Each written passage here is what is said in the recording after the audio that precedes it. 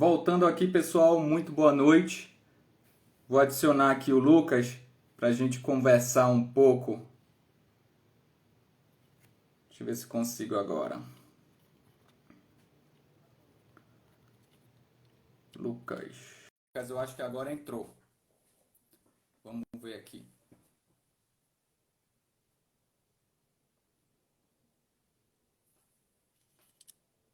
Aceita aí, Lucas, para a gente conversar agora. Então, sejam bem-vindos, pessoal. A gente vai falar hoje sobre um tema sobre crise miastênica. Como seria a abordagem prática do neurologista em relação tanto como diagnosticar, como é a propedêutica que a gente usa e qual a terapia que é utilizada na crise miastênica. Vamos lá.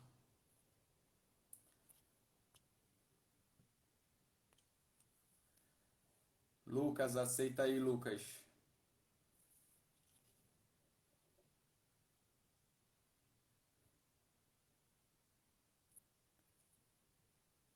Conseguiu entrar? Sempre tá dando esse probleminha aqui de convidar o pessoal para a live do meu Instagram. Não sei por que está acontecendo isso.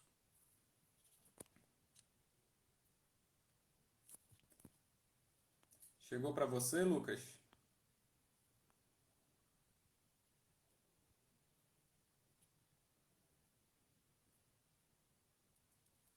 Tentar novamente. Vou mandar novamente, Lucas.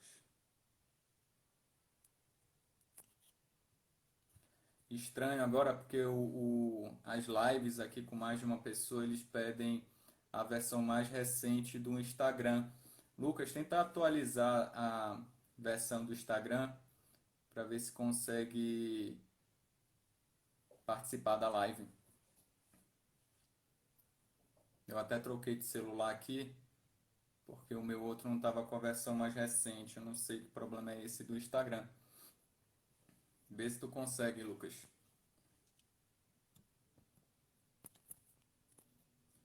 Então vamos entrando, pessoal. Por enquanto que a gente vai acertando essas questões, vão dizendo aí de onde vocês estão falando. Já vi aqui alguns amigos. Elton, Thiago.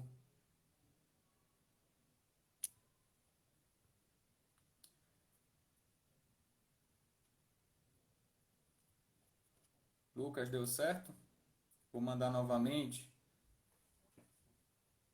Acho que ele fica... Opa! Pronto, Deu certo, meu amigo. agora foi. Fala, Lucas. Como é que você tá? Graças a Deus, tudo certinho. E contigo, meu querido? Tudo bem, graças a Deus. O som tá tranquilo, tá bom? Tá perfeito. Deixa eu ajustar aqui, porque eu acabei trocando o celular e tive que mudar aqui. Ele pede uma... Eu não sabia que ele está pedindo agora uma versão mais recente. Tentei atualizar o Instagram, não consegui do outro celular da Apple. Mas vamos lá. A gente vai com esse aqui. Tu precisou atualizar? Eu atualizei, aparentemente deu certo. Deu certo, né? Aí todos os Tranquilo. convites chegaram de uma vez. Agora chegou tudo de uma vez, né? Agora eu não sei mexer, que esse outro celular aqui é Android, vou tentar compartilhar aquelas figuras. Mas então vamos lá, Lucas, prazer imenso te receber aqui.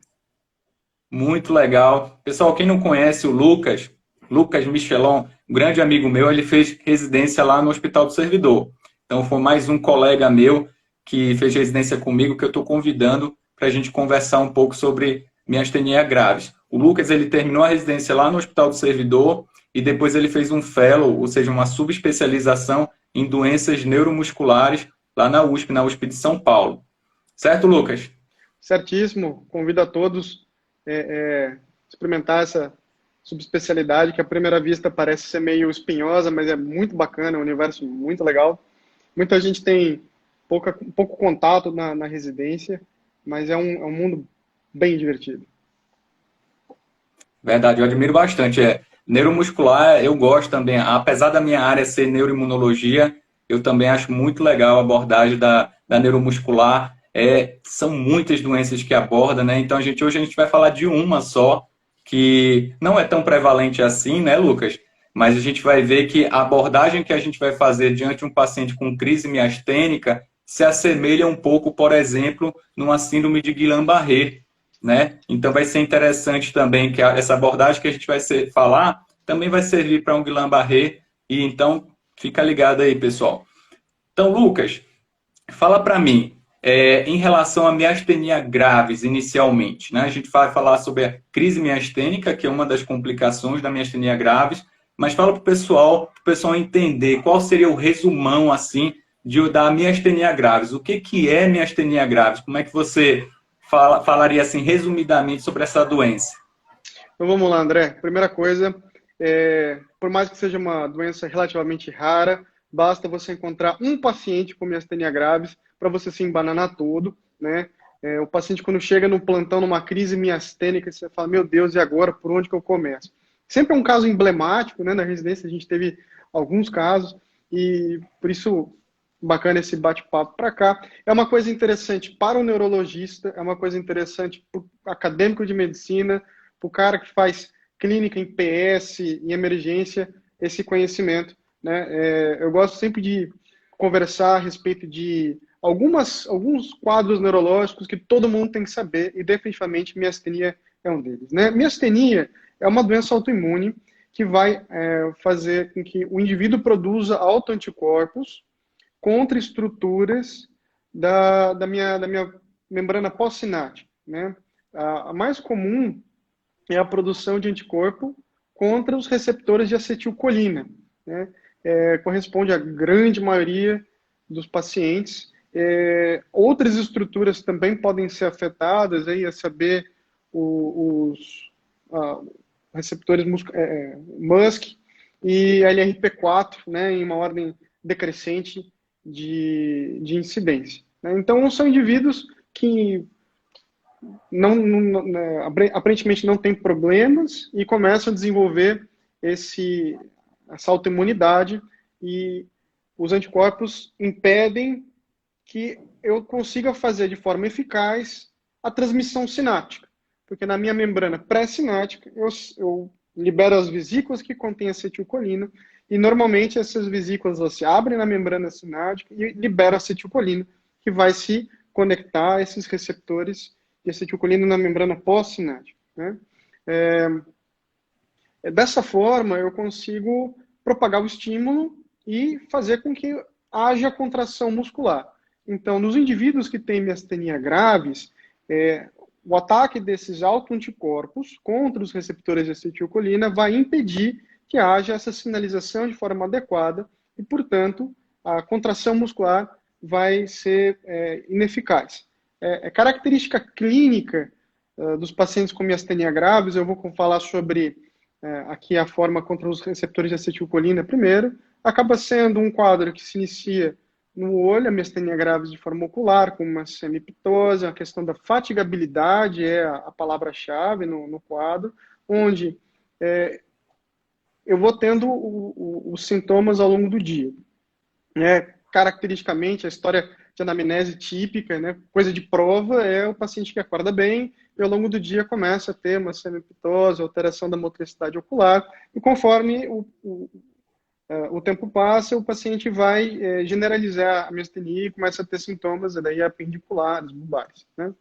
A forma anti-MuSK é um pouco diferente, ela tem o predomínio da parte facial e bulbar, com alteração de mímica facial, hipomimia, atrofia e fasciculação de língua, semiptose, alteração da motricidade ocular, né?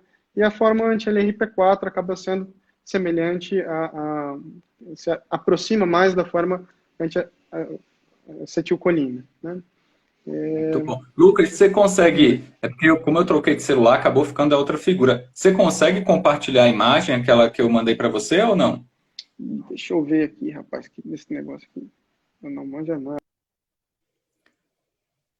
Assim, às vezes aparece como se fosse uma fotinho. Acho que o Lucas até congelou.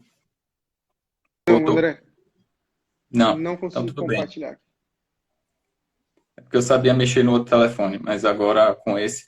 Então, assim, Lucas, então, resumidamente, você falou da miastenia graves em si, né, que é uma doença autoimune, e a gente sabe que tem principalmente três receptores principalmente acometidos, né? Então, você falou do receptor da acetilcolina, que é o mais comum, né, de 80% mais ou menos de prevalência, o anti-MuSK e o LRP4, né? Você falou justamente que é da acetilcolina, normalmente você vê que tem um predomínio mais generalizado da fraqueza, né? E o anti-MuSK é um pouco diferente, né?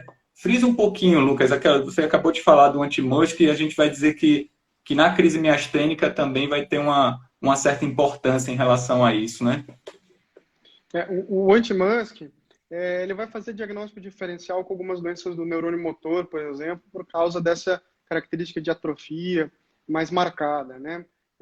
O anti-MuSK é importante a gente saber porque ele tem uma resposta menor aos inibidores da acetilcolinesterase, por exemplo, e determinadas condutas que muitos de vocês talvez já tenham ouvido por aí, podem levar a uma piora do quadro, por exemplo, né?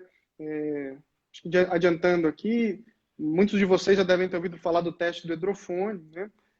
Para fazer a diferenciação entre uma crise miastênica de uma crise colinérgica, um efeito colateral do tratamento do quadro, e isso, o hidrofônio é um anticolinérgico, e quando eu faço esse teste nesses pacientes, eles podem ter piora do quadro clínico. Eu convido vocês aqui, só uma outra coisa também, André, vale a pena ressaltar que existe um outro quadro da alterações congênitas que levam a sintomas semelhantes à miastenia. Essas miastenias congênitas são um outro grande grupo de doenças com uma fisiopatologia bem diferente.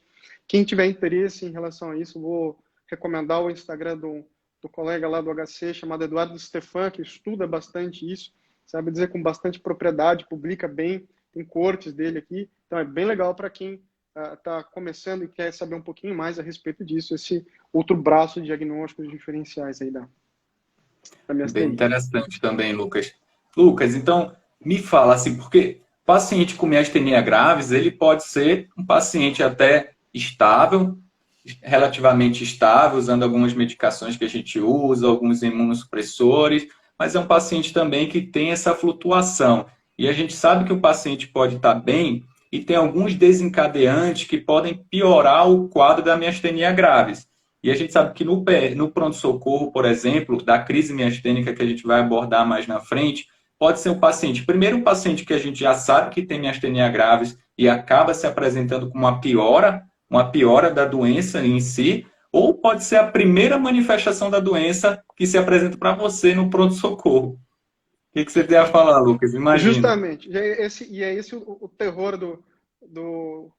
do médico que vai estar lá na porta, né? Então, assim, a miastenia graves é uma doença que tem tratamento, um tratamento muito eficaz, né? É um tratamento sintomático com mestinon, que vai inibir a ação da acetilcolinesterase, que degradando a acetilcolina na fenda. Eu, em outras palavras, vou deixar essa acetilcolina por mais tempo na minha fenda sináptica, melhorando aí a transmissão na placa, na junção neuromuscular. E por outro lado, eu faço o tratamento com imunossupressão, seja com corticoide ou com poupadores de corticoide, de modo a evitar agressões nessa placa e melhorar o quadro clínico do paciente. A ideia é que esse paciente ele fique estável, né? Ele não tenha essas exacerbações. Algumas coisas podem levar à piora súbita desse paciente, né? Pode ser um quadro infeccioso, por exemplo, muito comumente pneumonias, infecções virais, microaspiração, quando já existe um grau maior de fraqueza da região bulbar. Inadvertidamente, os colegas prescrevem algumas medicações que não são ideais, não são adequadas para o paciente. Por exemplo, os beta-bloqueadores, alguns antibióticos, macrolídeos, quinolonas, fluoroquinolonas, podem piorar o quadro clínico, né? E até mesmo o corticoide que a gente usa para tratamento desse quadro, se for feito de maneira muito intempestiva, pode ser que tenha uma piora dos sintomas, né? Muitas das vezes, essa piora dos sintomas é algo que não é grave, né? Uma piora transitória da fraqueza muscular, da ptose, alguns sintomas bulbares, mas o grande receio é quando isso se torna tão importante que o paciente começa a ter dificuldade para fazer ventilação. Então, a crise miastênica é o paciente com miastenia graves que tem fraqueza da musculatura ventilatória, isso põe ele em risco, né? Alguns outros estudos, André, falam também que você sabe que esse é um paciente que tem miastenia grave, você vai fazer um procedimento cirúrgico nele, uma colecistectomia, alguma coisa assim, e você não consegue tirá-lo da ventilação depois de 24 horas. Esse também é um conceito de um paciente com crise miastênica, né? A respeito da crise miastênica, muitas das vezes o paciente está te dando algum sinal de que isso ia acontecer. Então ele já vinha de forma progressiva, com a piora do quadro motor, apendicular, com os sintomas bulbares, até o ponto onde ele vai ter essa questão de insuficiência ventilatória, né? Alguns outros pacientes, uns raros pacientes, vão abrir o quadro com insuficiência ventilatória logo de cara. Nesses pacientes, André, é muito difícil fazer o diagnóstico a princípio, porque existe uma grande miríade de condições neuromusculares que podem levar a isso, né? Eu cito o POMP, tem alguns casos de doença de POMP que a gente chama de leite onset, né? Não é a forma infantil, que podem abrir com insuficiência ventilatória. O próprio Guillain-Barré também, de forma mais rara, pode abrir com insuficiência ventilatória, e sempre lembrar da miastenia. Né? O grande diferencial do médico é quando ele tem mais de um diagnóstico na manga para poder fazer essa investigação. Né? Lucas, muito interessante que eu até estava falando contigo no WhatsApp, que isso me lembrou um dos primeiros casos que eu peguei, pessoal, na residência. Então, eu estava no R2, então era o primeiro ano de neurologia clínica em si, onde a gente começa a fazer a prática mesmo do neurologista. Eu estava no pronto-socorro e eu estive diante de uma crise miastênica.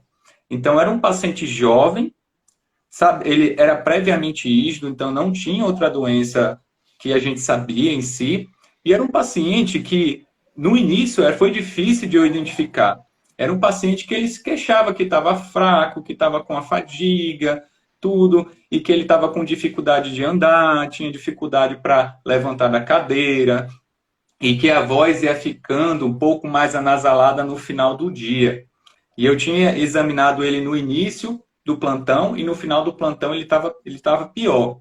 E assim, eu vi, assim, a gente fez um rastreio infeccioso, tudo, mas assim, esse paciente, quando ele foi para a enfermaria, foi que ele piorou bastante dos sintomas. E aí ficou um paciente realmente com as características de livro. Mas esse paciente, ele tinha alguns sinais, assim, de uma crise miastênica. Eu nunca vou esquecer o que é uma crise miastênica, porque eu vi na prática isso, um paciente... Você lembra, né, Lucas, desse paciente? Era um paciente da enfermaria. Então, no pronto-socorro, a gente teve uma certa dificuldade de entender, então a gente abriu o leque, era um Guillain-Barré, era uma crise miastênica, e a gente vai para os diagnósticos diferenciais. Mas quando o paciente subiu assim, para a enfermaria, a gente viu que realmente era uma crise miastênica. Então, era um paciente que, eu lembro até hoje, que então ele já estava com a ptose palpebral bilateral, né? Ele já tinha uma dificuldade, tinha a fala bem anasalado, então era difícil de você entender o que ele falava. E tem umas dicas, Lucas, você pode passar algumas dicas práticas para o pessoal entender quais são os sinais de alerta que você tem que estar de olho no paciente. Eu lembro que tem aquela dica, por exemplo, de pedir para um paciente contar num fôlego só, contar de 1 até 20. É uma forma, assim, à beira-leito que a gente consegue abordar o paciente na prática. Quais outras dicas que você acha que o médico neurologista, o paciente que está no pronto-socorro, ele tem que prestar atenção no paciente com a crise miastênica ou com a insuficiência respiratória diante de você? Muito bom, André. Você já falou um dos principais, né? Então, tirar uma história bem tirada, né? Tentar identificar se tem alguma coisa ali que está contribuindo para esse quadro. Lembrando que até 20% dos pacientes pode ficar sem um fator desencadeante claro, né? Então, quando você estiver diante desse paciente, vale a pena tentar pedir para fazer flexão cervical. A flexão cervical, ela, junto com sintomas bulbares, tem uma capacidade boa para predizer uma fraqueza, né? Vale a pena também fazer essa da contagem até 20, testar a musculatura de língua, pedindo para opor a língua contra a bochecha e fazer força, né? Outra coisa que vale a pena dizer também é a capacidade dele conseguir tossir. A tosse eficaz, ela é um preditor já de uma CVF reduzida. O paciente, você pede para ele se quase não sai um som, não consegue jogar aquela secreção, você já tem que entender que é um paciente com a capacidade vital reduzida, e esse paciente ele pode te trazer alguns problemas. E você falou uma coisa, cara, que é um ponto-chave da aula. Esse é um paciente que pode piorar na sua cara, né? O paciente, ele tem uma doença que fadiga a musculatura, né? Então, se você for colocar ele no leito e ficar observando, esperar aquelas coisas que a gente lembra da semiologia, né? Pô, então vai ter tiragem intercostal, fúrcula, para depois ter a respiração paradoxal. Puxa, você vai comer bola, esse é um paciente que vai virar uma urgência na sua mão, né? Então, é por isso que algumas coisas são muito importantes. Eu quero que vocês gravem isso, que é a avaliação da parte ventilatória, pede para físio, chama a físio. Nesse momento que você tem um paciente com uma suspeita de crise miastênica, você vai pegar a fisioterapeuta, né? Ou o fisioterapeuta que vai estar no plantão, e vai pedir para ele fazer ver a capacidade vital com o espirômetro, pedir para testar a pressão expiratória, né? E um detalhe aqui que é fazer deitado. Poxa, por quê, né? Porque a fraqueza diafragmática, ela pode se acentuar quando o paciente está deitado. A gravidade auxilia o diafragma na contração. Então, se o paciente estiver deitado, eu vou ver de uma maneira mais isolada o grau de força desse diafragma, né? Gasometria também é uma coisa que é muito importante, porque meu índice gasométrico, se eu tiver um CO2 elevado, já é um paciente que vai me contraindicar, por exemplo, uma VNI, por mais que esse paciente esteja bem, né?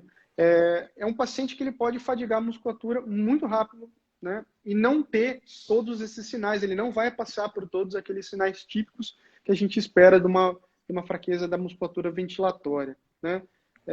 Então, acho que assim... Lucas, interessante isso que você falou, desculpa interromper, porque assim, a gente aprende muito com os nossos erros também, né? Então, assim, um paciente que você está vendo que já está, a tosse está ineficaz, está com dificuldade de deglutir saliva, não é um paciente de enfermaria, gente.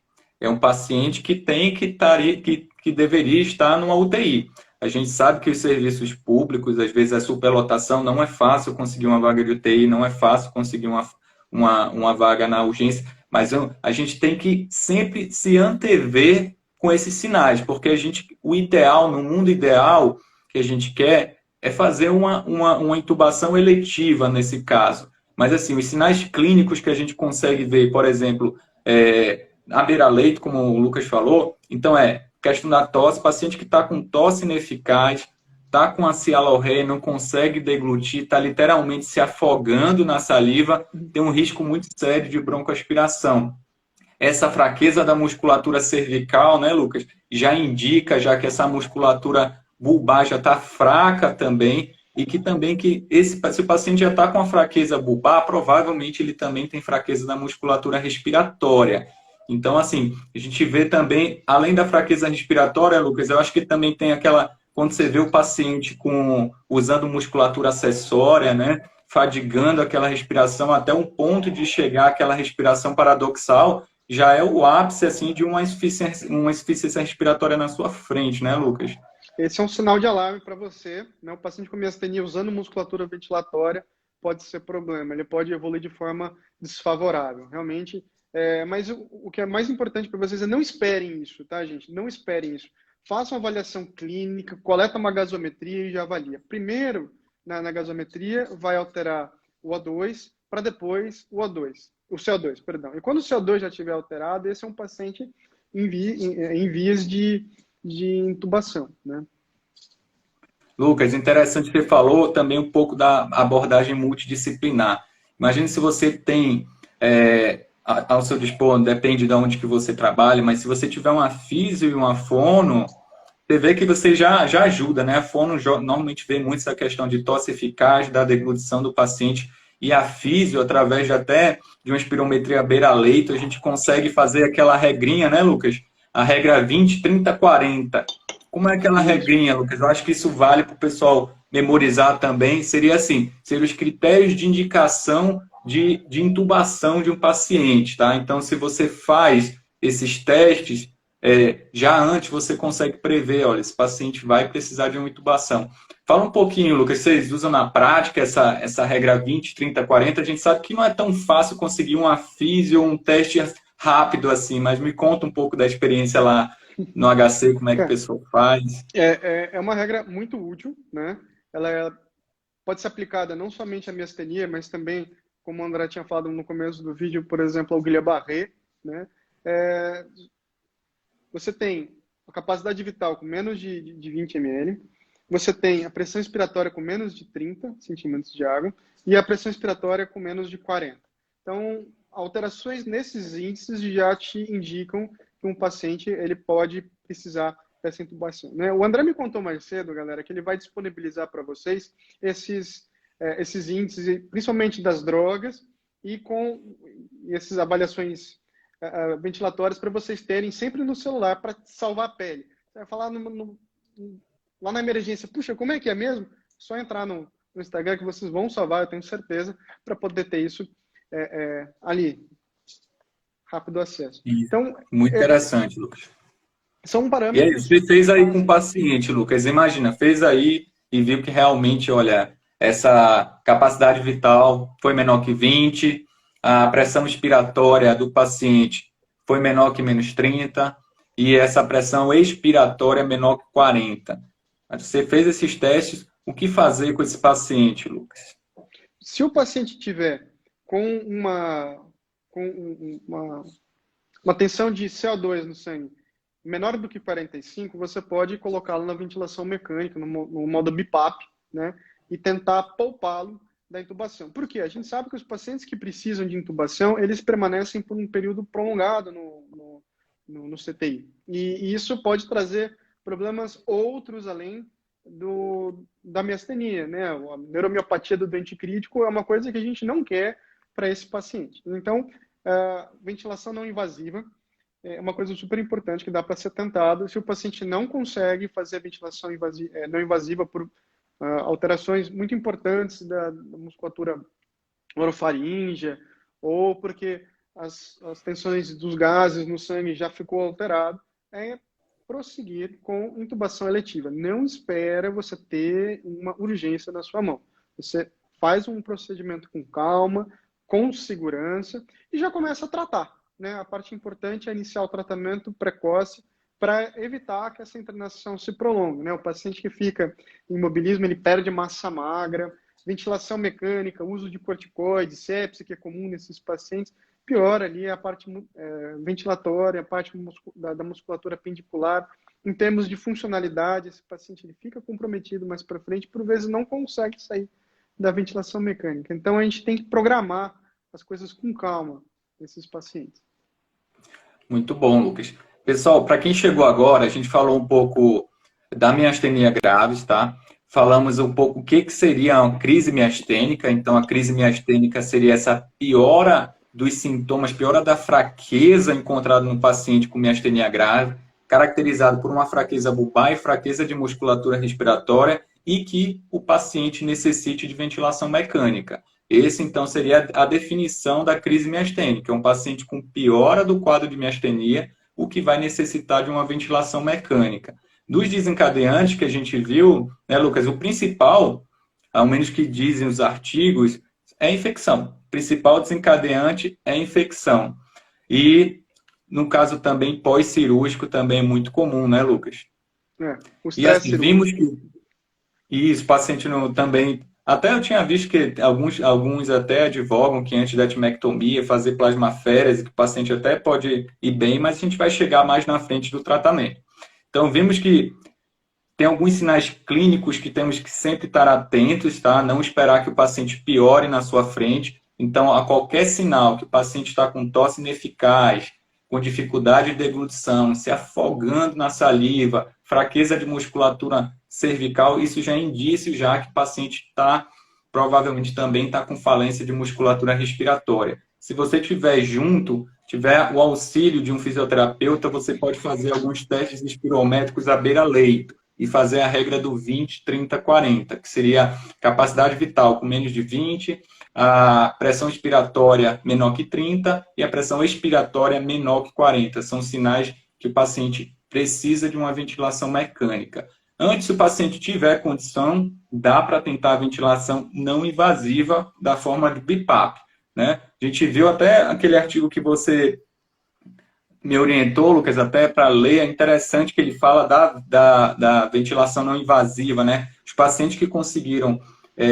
ficar bem estáveis com a ventilação não invasiva, eles têm menor tempo no tubo, menor tempo de ficar na ventilação mecânica, mais fácil para esse paciente desmamar da ventilação mecânica não invasiva, menor tempo de internação na UTI, menor tempo de internação hospitalar. Claro, né? Se esse paciente não conseguir ficar na ventilação não invasiva, você até falou, Lucas, um parâmetro, né, da PCO2, se for maior que 45, maior que 50, é um paciente que talvez não vá se beneficiar só da ventilação não invasiva e vá precisar da ventilação invasiva. Chegando aí, Lucas, imagina, você fez a VNI, mas esse paciente não ficou bem, precisou ficar entubado. E qual seria a terapêutica, por exemplo, na UTI? Como é que a gente vai abordar esse paciente? Vamos lá, então primeiro, precisou entubar, tenta evitar o uso de bloqueador neuromuscular, tá, gente? Às vezes não tem jeito, às vezes você precisa fazer mesmo, então paciência, mas se você conseguir fazer isso sem o uso de bloqueadores neuromusculares, melhor, né? É um agente outro que vai estar ali na minha membrana sináptica e vai atrapalhar um pouco a recuperação dos pacientes. Fora que o uso de bloqueador neuromuscular também predispõe à miopatia do dente crítico, então é uma outra coisa que a gente quer evitar nos pacientes. Pois bem, né? Então, assim que eu tenho o diagnóstico de uma crise miastênica, eu preciso começar a fazer o meu tratamento. São duas as principais linhas de tratamento da crise miastênica. Uns advogam o uso da plasmaféresis, outros advogam o uso da imunoglobulina, cada um com um ponto específico, né? A plasmaféresis teria um resultado mais rápido e a imunoglobulina menos complicações, né? É importante ressaltar que na hora de você escolher, vai ser aquilo que você tem mais fácil à sua disposição. Na grande maioria dos centros, a imunoglobulina é muito mais fácil de se fazer, porque não necessita de catéter, não necessita de um aparelho, né? Mas não existe superioridade entre uma modalidade com outra, né? Quando você estiver tratando o seu paciente com uma crise miastênica, a gente já então optou por fazer o tratamento dela. Eu vou fazer medidas auxiliares. Por exemplo, suspender vou suspender o mestinão, o inibidor da acetilcolinesterase, porque, como efeito adverso, essas medicações têm maior secreção de via aérea. Isso pode atrapalhar durante a toalete brônquica, pode contribuir para intercorrências do paciente, né? Então, não é necessário nesse momento lembrar que ele é um sintomático, então ele não vai alterar o desfecho do paciente. Quem vai alterar o desfecho do paciente é a plasmaféresis ou imunoglobulina. Tem uma outra coisa que é não suspender o corticoide, né? Lembrar que esses pacientes devem estar usando o corticoide já tem algum tempo. Então, a suspensão abrupta você pode levar uma crise addisoniana por conta da supressão do eixo, né? A plasmaféresis e a imunoglobulina, elas são medidas rápidas, né? Mas é que elas não vão perdurar por tanto tempo. Alguns estudos advogam o uso de corticoide em dose mais alta junto com essa modalidade. Poxa, Lucas, você falou que corticoide é uma das coisas que pode exacerbar sintomas da miastenia? Sim, realmente, né? E por isso a gente vai aproveitar o tempo onde esse paciente vai estar na ventilação mecânica para aumentar a dose do corticoide. Ele não vai sentir esse efeito da piora dos sintomas musculares e eu vou dar tempo para esse corticoide começar a agir. O corticoide demora em torno de umas 2 semanas para ter o pico do seu efeito e ele vai permanecer por mais tempo do que, por exemplo, da imunoglobulina ou a plasmaféresis, né? Interessante, Lucas, também... porque isso vai mais ou menos assim ao encontro, né? Porque você fazendo a plasmaféresis ou a imunoglobulina, sabendo que a imunoglobulina você vai usar por 5 dias e ela começa a fazer efeito mais ou menos com 4, 5 dias, a plasmaféresis é um pouco mais rápido, 2 dias, mas se você for ver o tempo de tratamento, é mais ou menos que 2 semanas que o corticoide vai agir, Então você vai pegar mais ou menos nessa vertente aí, né, Lucas? Justo. Então são coisas tranquilas para a gente fazer na prescrição, né? Ah, eles falam para fazer entre 1 a 1,5 miligrama de corticoide. A dose de imunoglobulina é a dose padrão que a gente usa, 2 gramas por quilo, dividida entre 4 e 5 dias. E a plasmaférese são 5 trocas a cada 48 horas, né? Dia sim, dia não. O uso de Isso, ipatrópio também pode ajudar o paciente quando se tiver com algum grau de secreção, né? Uma coisa que eu senti falta aqui, André, de falar, é que alguns pacientes, alguns daí também devem ter ouvido falar sobre a crise colinérgica, né? Que são sintomas que podem simular uma crise miastênica, mas que são, na verdade, fruto do tratamento sintomático. Lembrando que, gente, para sim, você ter uma crise colinérgica, você precisa de altas doses do Mestinon, que é o que a gente tem disponível aqui no Brasil. Alguns lugares trazem se você tiver menos que 960 miligramas por dia, a chance de você ter uma crise colinérgica é baixa. E mesmo assim, gente, se você tiver na dúvida entre um e outro, trata como se fosse crise miastênica, que é muito mais grave, né? Acho que vale a sim. pena também dizer isso a respeito do tratamento, né? Boa, Lucas. Boa. Então, Lucas, imunoglobulina, como é que você usa? Como é que é dose que normalmente vocês usam, o tempo? Então, são 2 gramas por quilo, dividido nesses 5 dias. Né? É uma Boa. dose padrão para outras doenças É, a gente usa para neuroimunológicas. muita coisa na neurologia, né?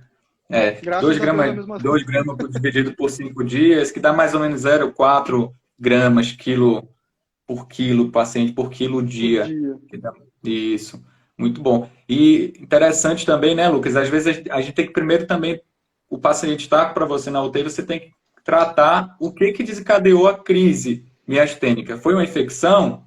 Trata a infecção, o paciente vai tratar a infecção. Enquanto o paciente está tratando a infecção, você vai também já entrar com essa terapia, com a imunoterapia, né? A gente viu que tem tanto a imunoglobulina como a plasmaférese que você pode usar. É difícil, pessoal, procurar. Plasmaférese não é todo hospital que tem disponível, tá? Então não é tão fácil conseguir. A imunoglobulina também é uma medicação cara, mas às vezes é mais disponível a imunoglobulina do que a plasmaférese em si, né? Já faz a carta para o convênio, já justifica, né? Porque realmente não é todo lugar que tem assim a pronta disposição, né? Boa. E não adianta, né? A gente tentar pensar em recuperação do paciente, como o André falou, se a gente não tratar a causa subjacente, caso ela seja identificável, né? E também, Sim, André, acho sim. que vale a pena dizer, sempre Pode falar. se lembrar de vacinação, né? A vacinação é importante para esses pacientes. Então, às vezes, durante uma consulta, alguma coisa assim, até mesmo se você conhece alguém que tem miastenia, orientar a tomar pneumocócica, tomar a vacina de influenza, também para evitar que esses pacientes estejam sujeitos a esses elementos que pioram o quadro clínico, né? Sim, sim. Até agora em tempos de Covid, né, a gente viu até interessante o que você falou nisso, Lucas. Vi até um artigo recente falando um pouco desse tratamento justamente tanto de crise miastênica, síndrome de Guillain-Barré causado pós-Covid, né? E também imunoglobulina ou plasmaférese também são igualmente eficazes e pode ser usado nas duas situações. Isso é interessante Exato. também. Lucas, e quando é que eu vou perceber? A gente sabe que é difícil, paciente crítico que fica entubado muito tempo, que fica na ventilação mecânica. Como é que a gente vai fazer esse desmame da ventilação? Tá, eu não sou intensivista, tá? A gente vai falar um pouco assim, resumidamente, como seria, como é que o paciente vai melhorando, a gente vai titulando essa questão da ventilação. E quando é que você pensaria, Lucas, em começar a reintroduzir? Você disse que você tira o Mestinon, né? Quando é que você vai pensar em reintroduzir essa medicação sintomática no paciente? No momento que o paciente estiver melhorando, André, então ele chegou para mim, ele chegou grave, eu tirei o Mestinon, fiz aí a minha imunoglobulina para ele, tratei a causa subjacente e estou vendo a condição clínica dele melhorar. Quando ele estiver melhorando, aí a gente começa o Mestinon, porque eu estou pensando que logo menos essa intubação deve sair, né? Então, tem alguns parâmetros ventilatórios, principalmente a correção daqueles do 20, 30, 40, né? Quando eu tiver com uma PIP baixa, quando eu tiver com um bom volume, uma boa capacidade vital, acima de 15 ml, se não estou enganado, são alguns dos elementos que eu posso pensar em extubar esse paciente. Extubação de paciente com miastenia é também, às vezes, problemática por causa da fatigabilidade, um paciente que pode necessitar de uma reintubação. Não existe receita de bolo, não existe um sinal claro, varia muito de você que está acompanhando e acompanhar a melhora, né? Mas antes de eu pensar em extubar esse paciente, eu preciso ter controlado tudo aquilo que me levou a ter essa complicação. Não adianta tentar se precipitar, né? Alguns lugares falam que são pacientes que, na grande maioria das vezes, não precisam de traqueostomia, conseguem evoluir bem. E tem alguns pacientes que evoluem de forma pior, né? A crise miastênica, acho que faltou dizer no começo, ela é comum nos pacientes que estão no começo da doença, onde a fase de atividade imunológica ela é maior, e naqueles pacientes que são mais velhos, né? A miastenia que começa mais tarde, a late onset miastenia, ela costuma ser pior, né? Tem um estudo bem legal também que avalia crise miastênica em 250 pacientes na Alemanha, né?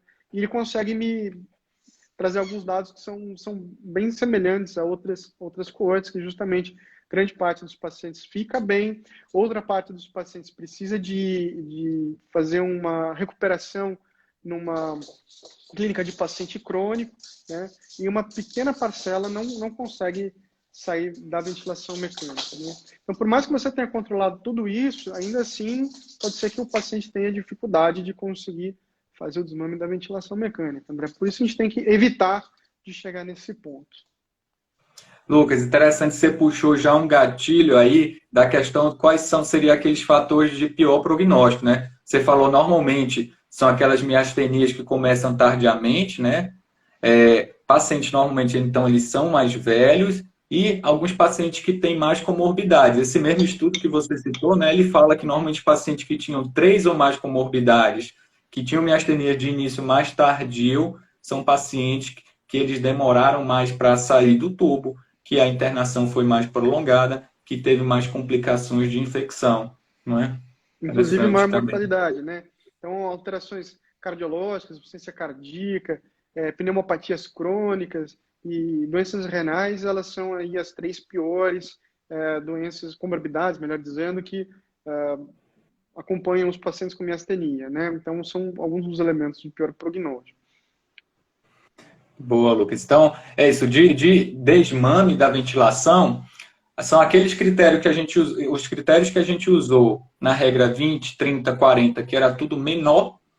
Para o paciente extubar, o paciente vai ter que ter justamente a capacidade vital, mas pelo menos maior que 15 a 20 ml por quilo. Essa pressão expiratória vai ter que estar maior, né, que 20, e a pressão expiratória maior que 40. Então, perceba, tem um trabalho do fisioterapeuta que é muito ativo também com esse paciente. Então, a gente vê que o paciente está melhorando da causa, normalmente a infecção, está melhorando da causa. Você vê que os parâmetros ventilatórios do paciente está melhorando, você já está introduzindo a questão da imunoglobulina, da plasmaférese, então esse paciente ele vai mostrando para você que ele já vai ter indicação já de começar o desmame ventilatório, às vezes precisa fazer uma ponte com a ventilação não invasiva, né? Até uma VNI, você tentou extubar o paciente, às vezes a VNI consegue segurar até o paciente ficar totalmente fora do uso da ventilação mecânica, né? Que seriam esses critérios de extubação. Então, o paciente crítico, né? E normalmente vem outros problemas associados, né? Você falou da polineuropatia do doente crítico, tem a miopatia do doente crítico. Normalmente, os pacientes que têm os dois são pacientes que também têm um prognóstico até pior um pouquinho, né? Mas, em geral, pelo que eu vi, a média dos pacientes, Lucas, ao menos nos estudos, eles falam que em menos de 2 semanas, normalmente o paciente ele já consegue fazer o desmame da ventilação, por isso que muitas vezes não precisa traqueostomia, né? Exatamente, né? Então, fazendo tudo direitinho, é um paciente que tem um potencial para reaver a funcionalidade que ele tinha antes da internação, né? Acho que a parte mais importante é essa. Sim, de o paciente voltar, né, ao status funcional que ele já tinha, né? Interessante justamente do artigo, aqueles pacientes mais velhos, que você disse, que tinham mais comorbidades, eram aqueles que eles precisavam ainda de uma reabilitação, né? E aí falam justamente a questão da reabilitação, também na UTI, né, Lucas? A questão da fisioterapia respiratória, eu vi que todos os artigos que a gente leu de revisão, eles enfatizam muito o papel do fisioterapeuta na fisioterapia respiratória, na questão dessa cinta abdominal que o paciente precisa ter, da prensa abdominal, da força que precisa ter uma tosse eficaz, né, Lucas? Interessante isso também, né? Toalete brônquica, manobras de mobilização de secreção, evitar fazer a telectasia, são todos elementos que contribuem sobremaneira para o bom desenvolvimento do paciente na UTI, né, André? Fora essas outras medidas. O paciente vai ser mobilizado precocemente no leito, vai ter menor chance de desenvolvimento de neuromiopatia do doente crítico, né? Tentar fazer com que esse paciente deambule o mais rápido possível, isso previne úlcera por pressão, né? Então, são N coisas que a gente consegue melhorar o desfecho do paciente com medidas de boas práticas, né? Muito bom. Pessoal, eu vou deixar aberto também para perguntas. Se vocês tiverem alguma pergunta, alguma dúvida em relação à miastenia, crise miastênica, pode ficar à vontade, pode perguntar. Vou dando uma Vamos revisão colocar aqui. alguns pontos, então, para vocês levarem para casa, vocês vão perguntando e recapitulando algumas coisas. Então, o paciente que ele normalmente te dá sinais de que ele vai ter a crise miastênica, ter muita atenção para isso, ele já vem piorando, são sintomas apendiculares e bulbares, especial atenção para esses sintomas bulbares, né? Medida de beira-leito, super fácil, ver a força de tosse, né? Já é um preditivo para uma CVF mais baixa, flexão cervical e apendicular proximal, é super fácil de fazer no beira-leito. Na dúvida entre crise colinérgica e crise miastênica, a gente vai tratar como se fosse crise miastênica, tá legal? O paciente com crise miastênica, eu preciso ir atrás daquilo que levou aquilo, que desencadeou a essa piora súbita dos sintomas. Ventilação não invasiva, tá? É super importante a gente fazer a ventilação não invasiva no paciente, porque a gente vai ter um desfecho melhor nesses pacientes. E o tratamento precoce, de uma maneira, com imunoglobulina ou a plasmaférese, tanto faz, junto com um aumento da dose do corticoide. Legal? De novo, evitar o uso das medicações que a gente às vezes passa de forma inadvertida para os pacientes com miastenia, né? Sempre fazer esse checklist. E ter sempre à mão essa lista. É uma lista enorme, é difícil de gravar. É isso que eu ia perguntar, Lucas. Tem que ler, né? Porque é muito grande a lista de coisa. Virtualmente, gente, virtualmente, toda droga pode piorar miastenia no seu paciente. Não seja um médico rígido quando o seu paciente fala, poxa, cara, você me passou tal coisa e eu tô sentindo pior. Valoriza essa queixa. Existem alguns questionários a respeito de miastenia que avaliam sintomatologia, então você pode ter isso de forma objetiva. Objetivar isso na sua consulta é muito legal, porque você consegue entender melhor o seu paciente. E quando você vê que ele está falando que ele piorou por uma coisa que não está na lista, gente, vamos prestar atenção, né? E lembrar também do papel preventivo da vacinação de campanha, principalmente contra o pneumococo, contra a influenza e agora também contra o Covid, né? Não sei se o Antônio Edivan está aí ainda, mas é um colega que fez um estudo bem legal nos pacientes com miastenia que tiveram Covid, ele estudou o desfecho desses pacientes, né? Então vale a pena dar uma olhada no artigo dele lá do grupo, ele, o Eduardo Stefan, de novo, que é um colega que estuda bastante miastenia, e do Dr. Edmar, que encabeçou isso daí. Vale muito a pena essa leitura, é um paper relativamente breve que serve para ilustrar bastante essa doença nesse contexto que a gente está vivendo. Muito bom, Lucas. E vale lembrar, reforçando, pessoal, numa síndrome de Guillain-Barré, que entra também no diagnóstico diferencial, a gente vai seguir mais ou menos essa questão da insuficiência respiratória, você vai abordar muito parecido, né, Lucas? Não muda muita coisa. A questão, até uma dica assim, de exame físico, né? Porque às vezes quando o paciente se apresenta para você, uma dica da síndrome de Guillain-Barré é a reflexia, né, Lucas? Então, assim, né? Aí, no pronto-socorro, eu costumo dizer que muitas vezes você não precisa usar o martelo, tá? De reflexo, mas para Guillain-Barré, essa é a dica fundamental. O paciente está normalmente com a síndrome de Guillain-Barré, ele vai estar reflexo para você, né, Lucas? E o paciente com crise miastênica, os reflexos vão estar normais ou hipoativos, tá? Mas Custa 20 segundos para você bater um reflexo ali em um patelar no outro, um bicipital no outro, para você já conseguir abrir a mente para diagnósticos diferenciais, né? E o bom, pelo sim. menos, é que você tiver muitas das vezes o paciente, sei lá, eu não tenho diagnóstico prévio e também não consigo fazer uma eletroneurografia na beira-leito da UTI para fazer para fazer avaliação do padrão decremental. A gente vai tratar com monoglobulina, né? Então, serve para um, serve para o outro, né? As mesmas Certo, medidas certo. de pirométricas, as mesmas questões de tratamento. Com certeza, com certeza. Lucas, eu acho que o pessoal não teve perguntas, mas acho que a gente conseguiu revisar e abordar muita coisa do que a gente estava pretendendo, né? A ideia justamente era ser uma abordagem prática, sem muita decoreba, e principalmente alertar quem faz neurologia, o clínico geral, que muitas vezes pega um caso desse e também às vezes não sabe como abordar, acha que muitas vezes que às vezes é um paciente jovem que pode se apresentar também, 30, 40 anos, e às vezes que é paciente, acha que é paciente funcional, a gente já viu muito isso, né, Lucas? Que pode acontecer e o paciente piora na sua frente. É como eu disse, a miastenia ela flutua.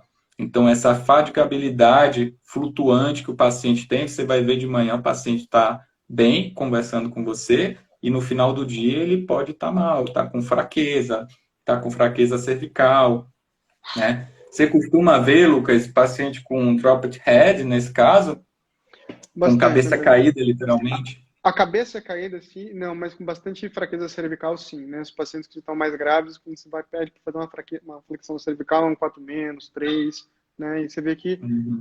o parâmetro ventilatório dele não está bom e conforme a gente vai melhorando isso, o paciente reganha essa força. Alguns outros pacientes que também têm miopatias inflamatórias podem ter fraqueza de flexão cervical também, com disfunção bulbar. Quando você trata, eles melhoram isso, melhoram a função bulbar também. Então, anda de mão dada ali. Muito bom. E é assim, do aprendizado que eu tive para a vida da residência é justamente que assim, você tem que estar atento a qualquer sinal de fraqueza. A dica é principalmente essa questão às vezes, fala entrecortada, de não conseguir contar de 1 até 20, essa fraqueza cervical já denota muito para a gente que você vai tirar o paciente. Se ele estiver na enfermaria, você vai pedir vaga de UTI. Se o paciente estiver no corredor do pronto-socorro, você vai mandar ele para a sala vermelha. Então, o paciente que precisa, e você precisa informar também ao plantonista, ao médico que vai receber o paciente, você dizer o que é que você está achando, porque muitas vezes o médico que vai receber não sabe muito como conduzir, você tem que dar as orientações, né? Conduta ativa, viu, gente? Não fica esperando, não. Ainda mais que quando você vai estar com o paciente, vão olhar por cima e falar, mas não está com tiragem intercostal, não está usando musculatura ventilatória. Você precisa explicar. Fala, olha, meu querido, é assim mesmo, né? Se você estiver vendo isso daí, pode ser que o paciente fadigue, que ele faça uma insuficiência ventilatória na sua cara. Então, vamos deixar ele ali na frente de todo mundo, em um lugar onde todo mundo consiga ver, avaliar esse paciente e evitar que ele chegue na condição mais crítica, né? É. Lembrando que é uma emergência neurológica, né, Lucas? A crise Justo. miastênica, síndrome de Guillain-Barré são emergências neurológicas, então tem que agir rápido, não pode esperar. Não dá para deixar para depois, não, né? Daqui vou reavaliar esse paciente logo mesmo. Não, ele vai demandar de você e tomar cuidado com essa cilada, né, André? Que a gente caiu, que era essa coisa do, poxa, mas está bem agora e de repente, de maneira despretensiosa, o paciente, pum, piora, né? Exato, exato, Mas a exato. parte boa é que bastou um paciente só para a gente ficar esperto. Depois disso, nunca mais, né, André? Passou um trauma Esse só na paciente, vida. Depois... pessoal, é assim, ele foi para UTI, fez imunoglobulina, ficou bem, tá? Então tratou, ele tá muito bem, mas Ficou serviu de um muito bem aprendizado depois, imenso. justamente. Lucas, então agora eu acho que a gente está nos últimos minutos, 2 minutos para fazer 1 hora de live. Queria agradecer, achei muito legal, viu? A abordagem tranquila, de forma prática aí, e é um prazer imenso. A gente não consegue estar muito tendo contato agora por conta de pandemia, tudo. Quando a gente puder se encontrar presencialmente, vai ser um prazer. Você é um Vai grande amigo ser. meu, sinto muito sua falta, viu? Eu também, meu querido, eu também. Quando eu for aí para Campinas, eu passo para te dar um abraço. Então vamos marcar novas lives aí. Tem o mundo da neuromuscular é imenso, é gigante. Então, se você estiver Vários disposto, temas. a gente fala algumas outras coisas mais na frente aí. Com certeza, com certeza. Fico muito feliz de participar, ver que o canal está dando certo, né? Você que é um excelente do neurologista, sempre foi referência, estar aqui com você é um prazer enorme para mim, André. Ah, o prazer foi meu. Então, pessoal, brigadão aí por tudo. Lucas, forte abraço aí. Gostei da roupa, viu? Você tá chique demais. Muito obrigado. Valeu, pessoal. Forte Um abraço, abraço. forte abraço. Tchau, Tchau, tchau. tchau. Como é que eu tiro aqui? Eu vou tentar. Acho que vai agora. Foi.